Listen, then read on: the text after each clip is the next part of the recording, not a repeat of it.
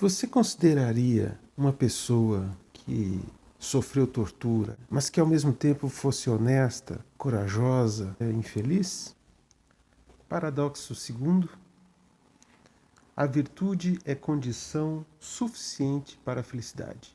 A tese estoica é de que, por exemplo, não é o prazer o início e o fim da vida feliz, que é a tese principal da escola epicurista, mas a virtude.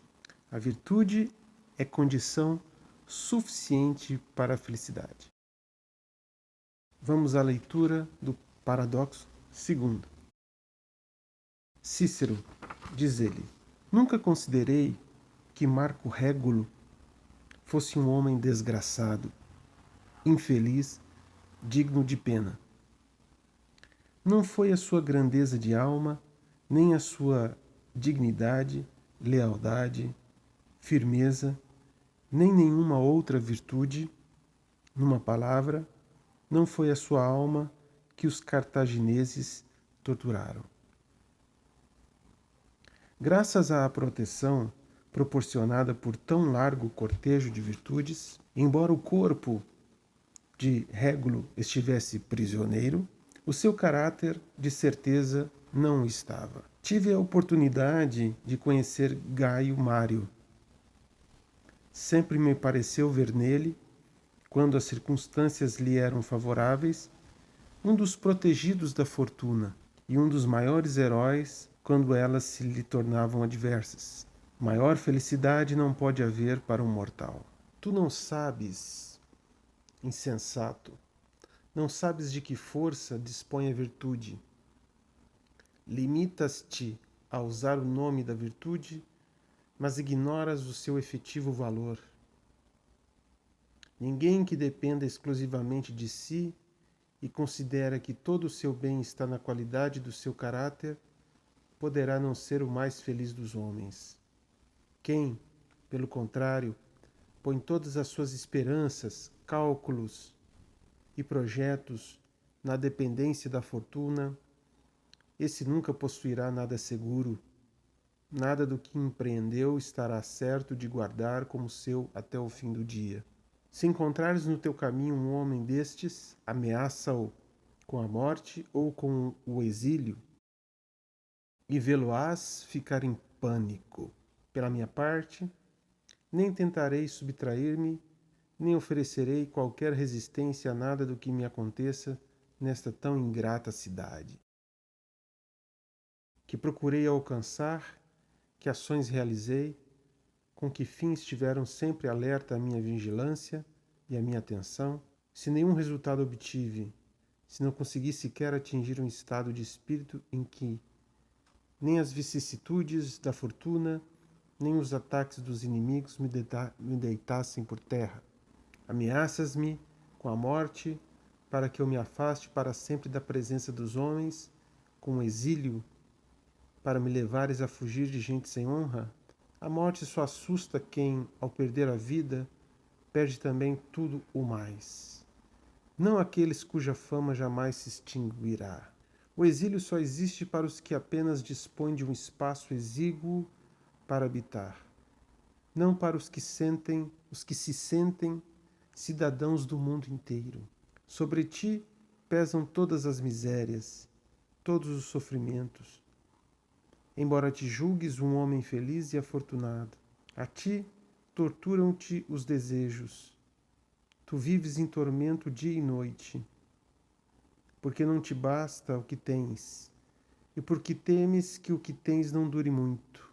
A ti espicaça-te a consciência dos teus crimes e tiram-te o ânimo os tribunais e as leis. Para onde quer que olhes, surgem-te diante, como fúrias, as injustiças que cometeste e que te não deixam sequer respirar.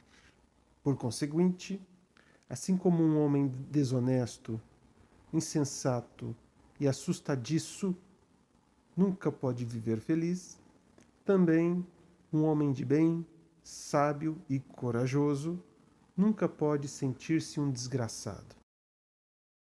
A vida do homem, cuja virtude e costumes são dignos de louvor, não pode também ela deixar de ser digna de louvor.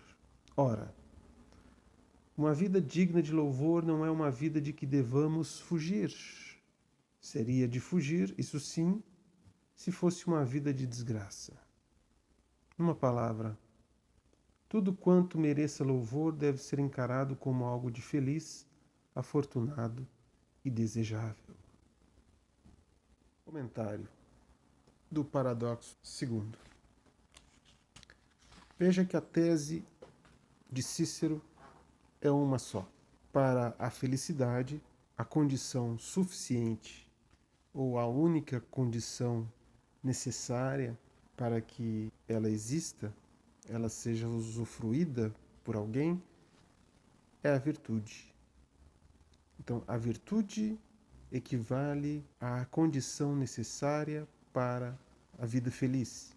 Então, nesse sentido, infeliz é aquele que não exercita ou não tem virtude.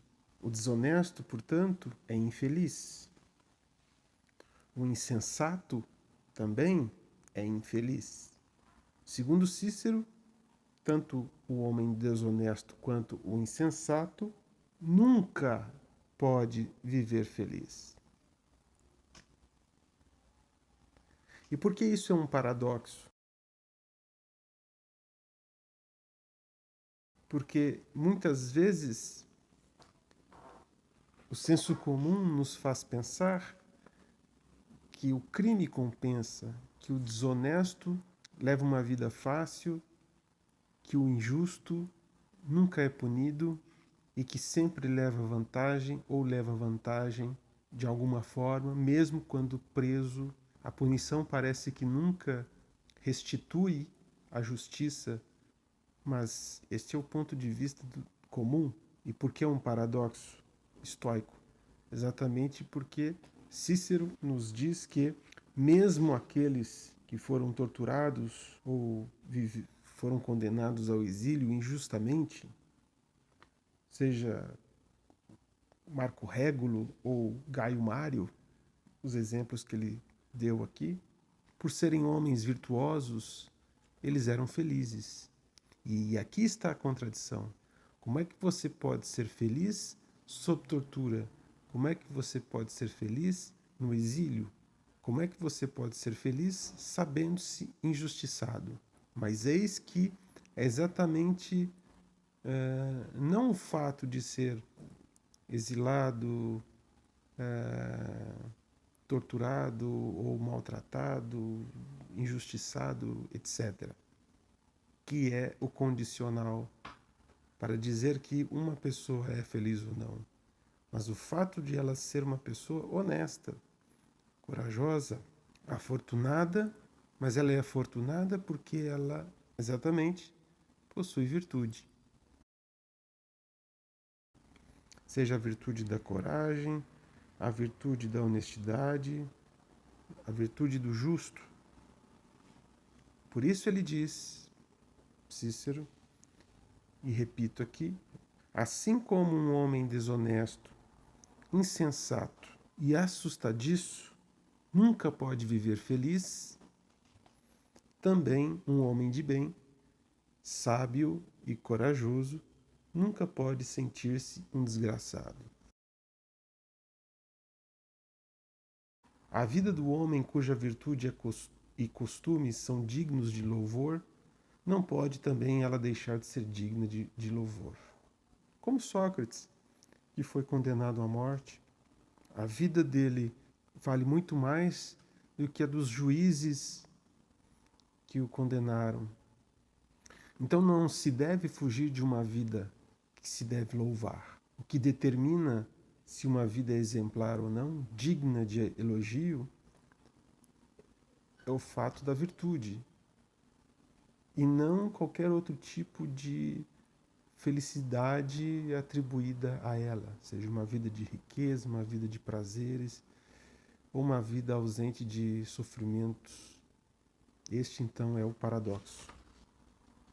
Normalmente nós não iríamos considerar uma vida de alguém que sofreu muito como sinônima de felicidade, mas no caso aqui, e para encerrar, a virtude é a condição suficiente para a felicidade.